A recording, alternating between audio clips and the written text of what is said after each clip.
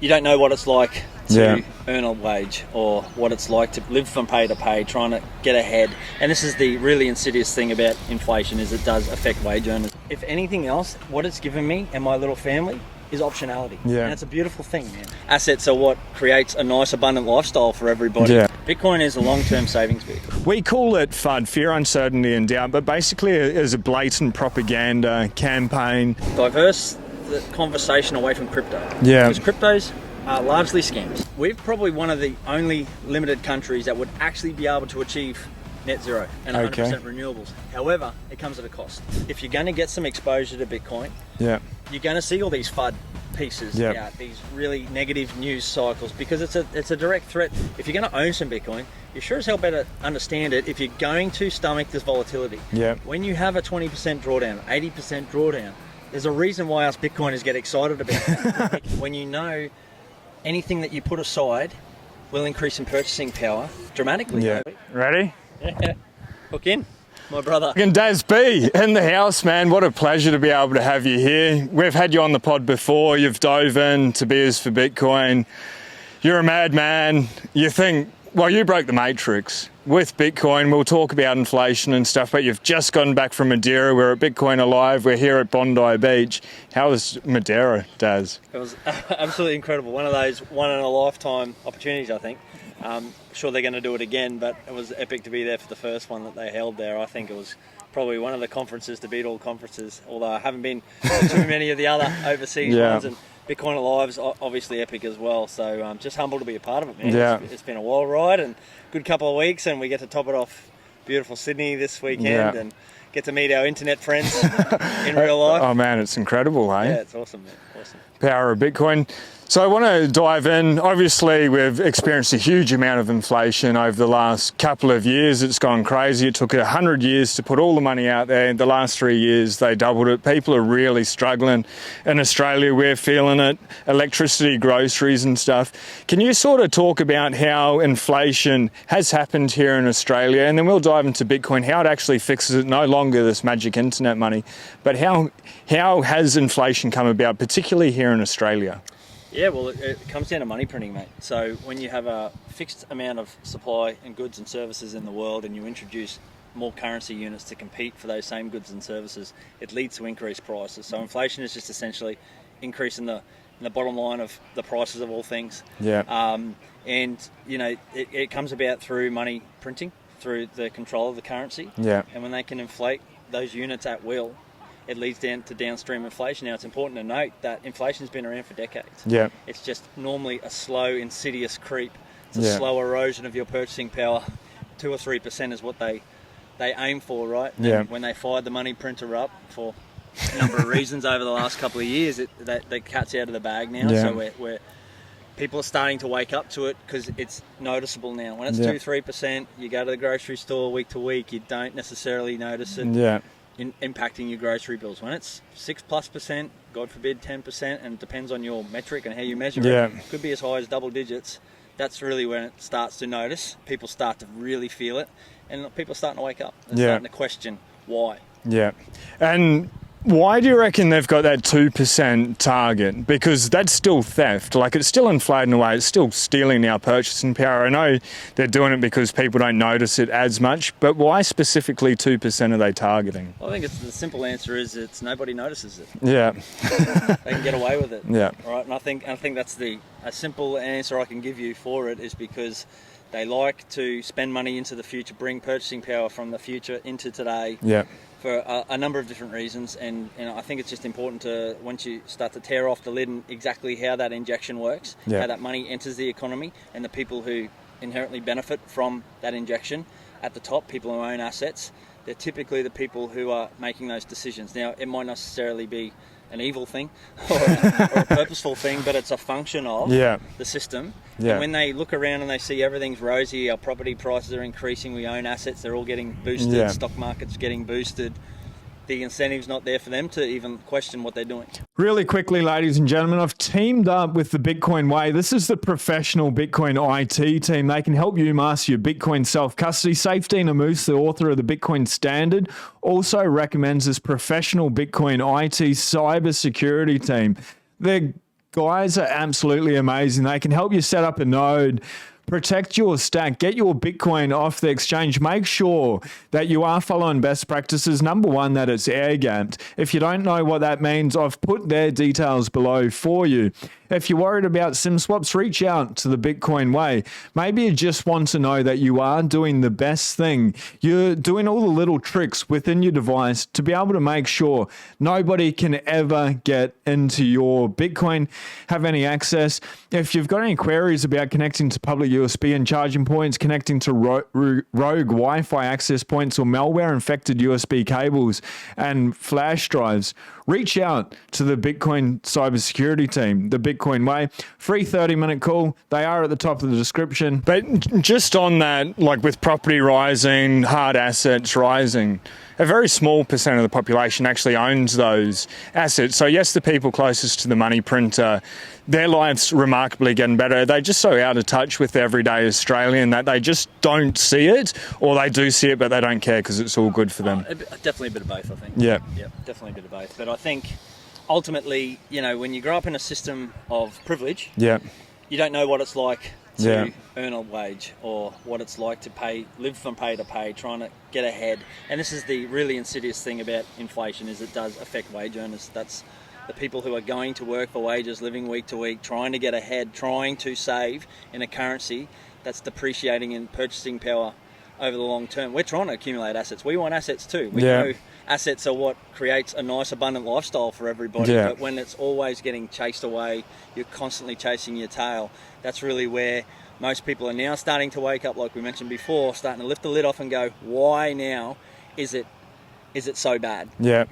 Just on that, before we dive into the solution, which is Bitcoin, we've got the biggest election cycle worldwide this year. I believe it's about 3 billion people. The US Federal Reserve meeting happened very recently. Jerome Powell, Papa Powell, said he's no longer going to raise the interest rates, and it looks like they're going to start cutting them. When they start cutting them, my guess is they're going to start the money printing over in the United States of America as well. What do you think will happen here at that same time? Say maybe Q3, Q4 this year, maybe there's a little bit of a lag and it's early next year.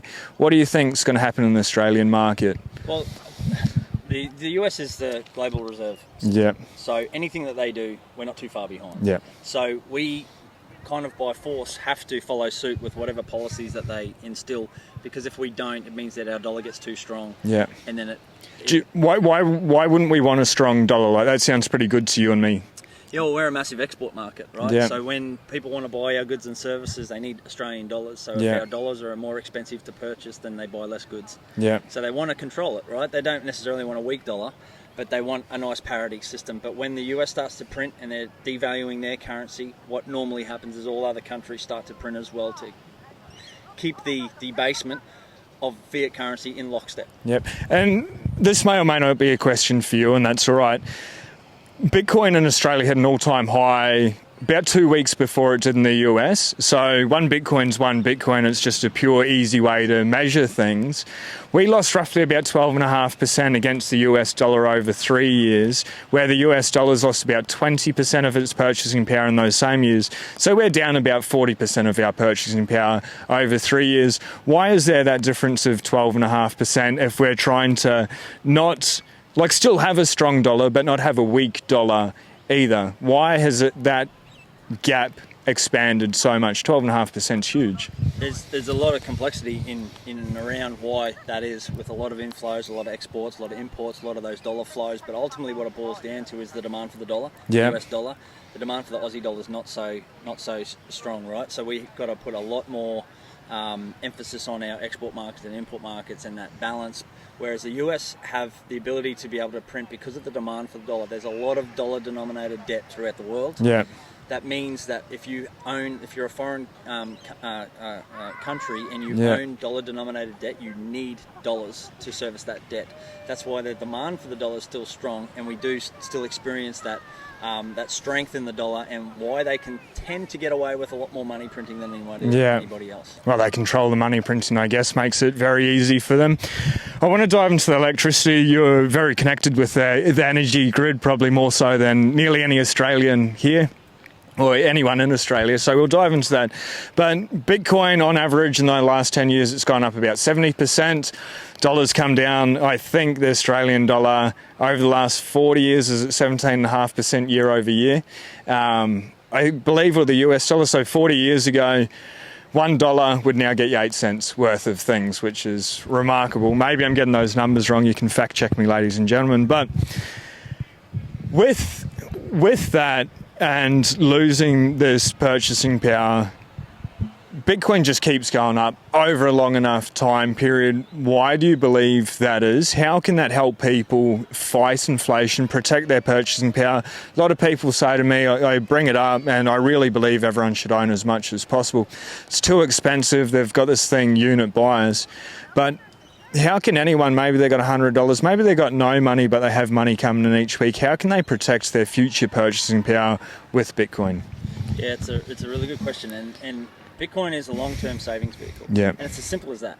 It can be really complicated to understand the nuts and bolts about it, but this is where I think Bitcoin's a real revolution in assets for wage earners in particular, is because at its fundamental roots, it is actually super simple. You buy it in small chunks, often, in money that you're not going to need in a hurry. You're not going to need this weekend to spend on the kids' school or, the tuck shop or to buy a loaf of bread, right? So it's money that you can squirrel away that you're not going to need for at least 4 years. That's typically what we say. Come back in 4 years, you buy it in chunks, you buy it often, and it's volatile, but volatility does not necessarily mean risky. So to cater for that volatility, you should buy it on exchanges as often as you can, and then in larger chunks move it onto cold storage into custody without getting bogged down into that too often. But what that's actually doing, if you're buying it often, is you're ironing out that volatility, and you become the line of best fit through this graph that goes up and down. We can iron out that volatility, and you end up getting an average price to Bitcoin over time. Now, the important thing, if we step back and we look at Bitcoin's performance over the last 15 years, it keeps going up. And to understand why that is, it's a simple dynamic between supply and demand of a good. Any good and service, the price is always met at the equilibrium between the supply and demand of a service or a good or a product. Bitcoin's no different. We know the real life-changing thing with Bitcoin is that we know it's fixed issuance supply, and that's heavily controlled, cannot be manipulated. We know how many there are exactly to the Satoshi that exist today. Could Satoshi not manipulate it though, the person that created Bitcoin? Look, anyone with a big bag of Bitcoin could temporarily manipulate a price if they offloaded enough of it onto the market, but that quickly gets soaked up because demand is increasing. So we know the supply ultimately is fixed. There's only so much sell pressure that can be enacted and put onto the Bitcoin market in order to temporarily adjust price, and this is why it's volatile. Okay, big moves in Bitcoin, people want to offload it, it can shift the price because we're in this price discovery where we're basically monetizing an asset from scratch, from absolute zero. It's going to be volatile on the way up, but what's important is just going back to those fundamentals about buying it in smaller chunks and often, and then you as a pleb don't need to time tops, don't need to time bottoms. You can get an average price over it with money that you're not going to need this weekend. So over 4 years, if you're to buy at the top, say $50 every week, you bought at the very top, you wait till new all-time high, you bring your cost basis down to about half, I believe. It's pretty amazing technology. So it obviously uses a lot of electricity. I want to dive into your book, but the electricity side of things that goes into securing the network, Greenpeace just recently come out with we call it FUD, fear, uncertainty and doubt, but basically it is a blatant propaganda campaign that was not based on facts. It hadn't been verified. They're being paid to do it. What would you say, because you know a lot about the energy side of things, especially here in Australia, if you can talk about just a little brief history of the grid, maybe on the East Coast, and then also in regards to Bitcoin mining. Sure, so energy grids are fascinating, and ultimately what Bitcoin does for energy grids, it's the best customer that's ever existed for energy markets. And why that is because it's inherently incentivized to find cheap, wasted or otherwise unused sources of energy, which means it's not It uses a lot of energy, and it's very important that it does use a lot of energy, because if you're going to have a completely decentralized monetary system outside of the control of anything else, you have to tether it back to the real world. Yeah. The most optimal way to do that is through the cost of energy. Yeah. Now, a lot of FUD that gets thrown at Bitcoin is it wastes energy, like it's driving up prices. That's absolutely not true, because we can't, in Australia, like in Queensland in particular, our energy price at the meter on the standard 30 cents per kilowatt. Man, it's crazy. We've noticed such a huge difference in our power bill. It's so high. You cannot plug a Bitcoin miner into that at 30 cents per kilowatt hour. You've got to get it sub, in Australian terms, 8 cents per kilowatt hour for it to be profitable. So that inherently creates an incentive mechanism for them to find cheap energy sources. And they are typically energy sources that are otherwise wasted, otherwise unutilized, and renewables. So like all lump renewables and the way that they're going, that's ultimately where all governments are going. Now, what's really important about the grid and how the grid works is and this is typically why the government owned, because it's super expensive to run a grid. In Queensland, we've got 64,000 kilometres worth of what we call SWIR network, which is single wire earth return, poles and wires, 64,000 kilometres throughout the state. That's one wire on the top, one wire underneath, is it? One wire on the top. We actually use the mass of the earth as a conductor. No way. It's a bit of a spin out. Wow. With 64,000 kilometres of that type of network, which obviously comes at a very expensive cost, servicing 4% of the customer base. What? That's all the revenue that we make back is based on that. Now, when we talk about energy grids as a whole, the whole eastern coast of Australia is interconnected through transmission and geographically dispersed generation centres. So that means Queensland's connected to New South Wales, connected to Victoria, down to Tasmania, and we shoot out to South Australia as well. All that network means that electrons can flow from Queensland right down to Tasmania and into South Australia. When you build out a network like that, you have to build out with enough capacity in order to satisfy what we call maximum peak demand. Now, maximum peak demand for Australia is typically on a daily basis between 3 and 9 p.m. That's when everyone comes home from school, mum fires up the cooker, kids are on their PlayStations, doing their homework, the lights come on, air conditioners come on. That's our peak demand. So we have to have 3 till 9 at the end of sunlight hours. Exactly. They're sort of sunlight hours. That's a really important point. But we've got to have generational capacity available to meet that maximum demand, which means we've had to expend the capital in order to build out that generational facility, to have rotating machines, renewables, all of this ready to go on those worst case scenarios. And then we have to also cater for the peak, which occurs in summer. So what that generally means is that our maximum demand also represents our maximum revenue that we can ever make on any of our grids. So that's the money that we're coming in to pay for all of that infrastructure only occurs about a smidgen of the time throughout the year. So it stands to reason that wouldn't it be nice if we had a controllable, flexible, fully customizable load that we could plug in to soak up the operating region of which it's profitable. Now, I'm not suggesting that Bitcoin mining could take all that up to 100% capacity, because there's actually a tail off around where the profitable region of having those generators run. But by introducing Bitcoin mining into that, we can have Bitcoin miners provide a new revenue stream, which would reduce overall cost to every other Australian that's using energy, because we're able to actually monetize and soak up the excess capital cost that we've otherwise spent to produce for the worst of case scenario. If that makes sense. And is it happening, or is it going to start happening? In Australia? Yeah, in Australia. I'm hoping it's going to start in Australia. The real challenging thing with Bitcoin and where we've gotten to is that it's still a bit of a taboo to speak about. Okay? So those conversations are starting to happen. There's a little bit of interest in and around it, but there's still this, and this is why we're, like yourself and the good work that you've done, is really start to diverse the conversation away from crypto. Because cryptos are largely scams. All of it. All of it's scams. Bitcoin is not crypto, ladies and gentlemen. Let's just please be clear on that. Absolutely, and this is the distinction we're trying to make, is Bitcoin is totally separate from the wider this crypto Ponzi scheme. Ponzi schemes, right? And so if we're able to separate that conversation, and this is where I think the ETFs have just been launched in the United States. I think, if anything, it adds a little bit of legitimacy to Bitcoin being an asset that we okay to talk Yeah. because that conversation is starting to shift, and I think there was a really big change in the dynamic around people's perceptions Yeah. to why Bitcoin, and it allows us now to enter into some more conversations about that.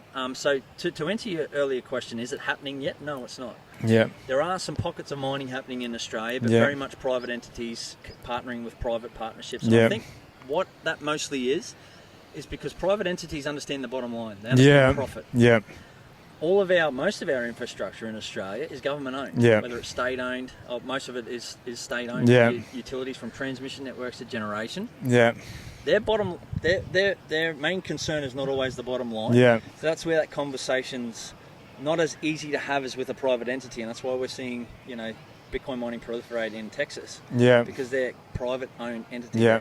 Their bottom line is profit, their bottom line is answering to shareholders, so it's an easier conversation when profit is the motive. Yeah, 100% agree.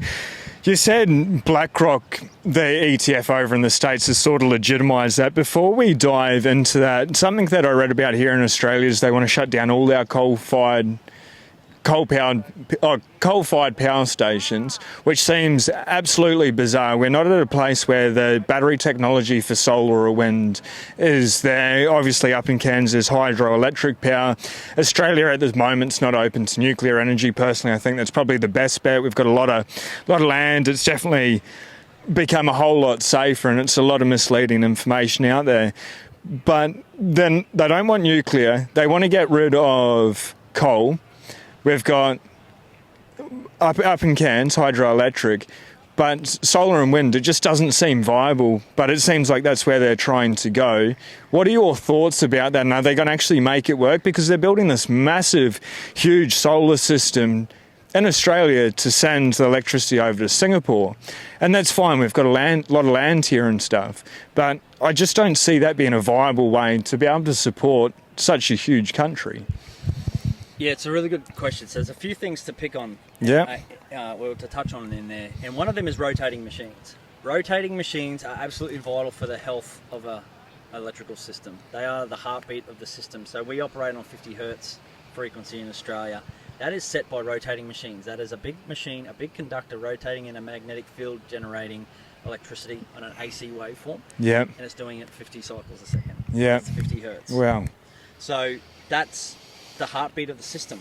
When we have solar ingress, okay, so solar occurs during one of our lowest parts of our peak maximum demand through the day. Yeah. So when you don't have a lot of load, but an excess in generation, that generation is starting to actually have an impact on the stability of the grid, and we call it the duck curve effect, because what it looks like is the belly of a duck. Yeah. So throughout the day, if I can actually go to the camera so Yeah. the audience can see. So the duck curve looks like this. The load profile comes and then solar starts to ingress and it pushes back on the load and out we go.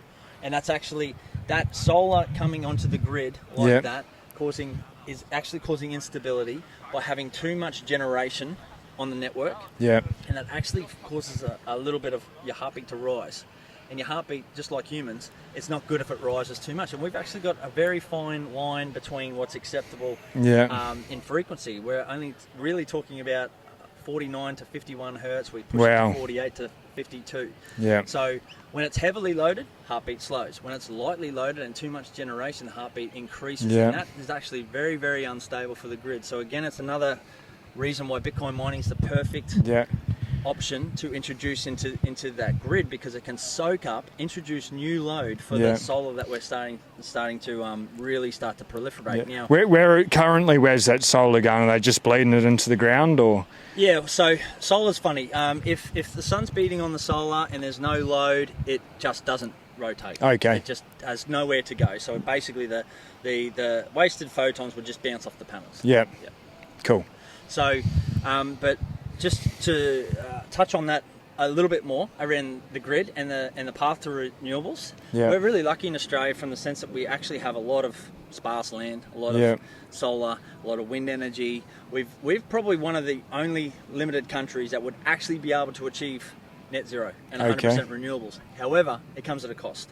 And just to give you some figures and some examples of why that is. So if we were to just look at wind energy alone as being the panacea of supplying all of our infrastructure and all of our energy needs, there's a term in the industry called capacity factor, and that's Yeah. what percentage of the installed capacity can we guarantee to be able to tap into at any one time. Yeah. Wind is 30% efficient at best. So it stands to reason if we've got to cater for our maximum demand, that's that peak demand, our wind infrastructure would have to be 3 times the size of our maximum demand in order to be able to make sure that we're not going to have rolling blackouts and any effects on the stability of the network. So again, it's another reason why Bitcoin mining is the perfect introduction to energy consumers, because we could potentially soak up that excess 2/3. Yeah. And then it allows us to use the revenue from a shared revenue model with Bitcoin mining, with governments, with these entities that own this, to then start investing in the infrastructure to be able to help us maintain a stable grid with storage. So batteries are super expensive. Hydro systems are great, but they're super expensive and they do countless amounts of damage to the environment if we're going to put a new pumped hydro scheme in. So, but what it allows us to do is start to monetize these projects. And if we don't soak that up with a revenue model, then it's going to land on you as the consumer, either directly through your energy bill or indirectly through taxation and credits. No, 100%. I want to totally change gears. Daz and I, this is our second interview. Mate, I've given away your book to more people than ever. I think about 30 copies. It is so epic. B is for Bitcoin. You wrote it with Seb Bunny. Daz and Seb, they're like brothers. They're just two absolute legends. Seb, your business partner's coming out with a new book, The Hidden Cost of Money as well. Great read. But that B is for Bitcoin. Like, I'd give people the Bitcoin Standard, which is a fantastic Bitcoin book, and they'd be like just total brain fry, and I totally understand. Like you're saying at the start, Daz, Bitcoin can be a little bit in depth. Like, all you need to do is actually just buy, stack and chill. Like, that's like, it's super easy. Just do that week in, week out and forget about it. Financial advice: buy as much Bitcoin as you possibly can for as long as you can and hold it for as long as you can. That's your advice, and sue me. Anyway, in regards to that book is so good. What was sort of, and we dived into this a little bit, but and buy the book. I'll put it in the description below. Why'd you write it and who was it for and what's sort of in the book, because it's tiny. Like, it's a real small book. It took me a weekend to read it. Yeah. Awesome question, man, because ultimately... Awesome book. A lot of... Oh, thanks, man. I appreciate the ongoing support. It's honestly... it's really humbling to put your energy into something and it resonate with people. Like, that's ultimately all the reward we need, really, for writing it. But why we wrote it was really around the conviction to help people with, if you're going to get some exposure to Bitcoin, you're going to see all these FUD pieces out, these really negative news cycles, because it's a direct threat to and it's a paradigm shift for the environment that we have grown up in, right? So there's a lot of negative press that gets thrown at it. So really why we wrote the book is like, well, okay, if you're going to own some Bitcoin, you sure as hell better understand it if you're going to stomach this volatility. When you have a 20% drawdown, 80% drawdown, there's a reason why us Bitcoiners get excited about that. We can stack more. So psychotic, right? We are often called psychotic. 10% last week. I was like, baby, let's go. Exactly. I took the opportunity to stack some more. Oh, it wasn't a good. Come in and I just jumped straight on it, right? But there's a reason why, because when you understand the fundamentals around how Bitcoin works, there's nothing that the news press can throw at you, because it's totally immutable, totally checkable, totally... Everything's out there for you to see, okay, what changed in Bitcoin? Like, nothing. All this negative, this 80% drawdown, like, what changed in it? Nothing. TikTok next block. And that's why really the impetus for writing the book is like, how can we give people an intro to what is sometimes a very complex thing, but distill it down, take all the jargon out, take all the unnecessary technical stuff out of it, and just give people a broad understanding of what this is in simple to understand language. 100%. I'll for the best comment in the YouTube section, if you drop it below, I'll send your book to them as well, man. It's just such a good book. I took it to the States with me. You sent me a box of books. I took a box of books. It put my luggage overweight and stuff, but it's just so good. I've actually brought another copy that you've already signed for me to get your signature with a different block height in here. You're doing some work with the Bitcoin Bitcoin advisor. In our last video, we went over that. So people, I'll link that video and then dive into that. But what's the key takeaway? Bitcoin protects your purchasing power. On average, it's going up 70%. The dollar, whether it's going down 7%, 2% a year, it's going down. Whatever currency everywhere around the world, Bitcoin's going up. What key takeaway or action steps should people do in any regard? Maybe to get more information or just to take action? Yeah, I think the simplest thing, mate, is just to start learning. Like, yeah. Honestly, the wrong exposure to Bitcoin is zero. It's yeah. absolutely fundamentally true. Like, yeah. If it means 1% to you, depending on your station in life, yeah. how much you can put away at the end of yeah. each week. But what we're noticing is it changes people. Like, it does. It honestly, I don't need 5 Netflix subscriptions. Stan and Disney and all of these things. It's like one's fine. Yeah. It's enough for the kids. It starts to really shift your mentality. It changes how you see the world, how you navigate the world. When you know anything that you put aside will increase in purchasing power dramatically over a long enough period of time. So really, for everyone, the one key takeaway is just start learning about it. Like, that's the only way that you're going to be able to stomach the volatility and really understand what it is and what it can mean for your family. Because ultimately, I'm a wage earner. I still work a fiat job. But if anything else, what it's given me and my little family is optionality. And it's a beautiful thing, man. Like, we are reassessing how we see, how we navigate the world. Like, you don't need necessarily both parents in 24/7 working 2 jobs. Your children are the most important, beautiful little things, and if anything, it's just given me and my family more options to look at and critically assess our life and how we're choosing to spend our time, man. And that's a beautiful thing. Who wouldn't want that? Absolutely. Bitcoin, it always keeps getting better. I'll link your video then. Always a pleasure, man. Bitcoin alive tomorrow. Cheers. Cheers, brother. Legend. Absolute legend.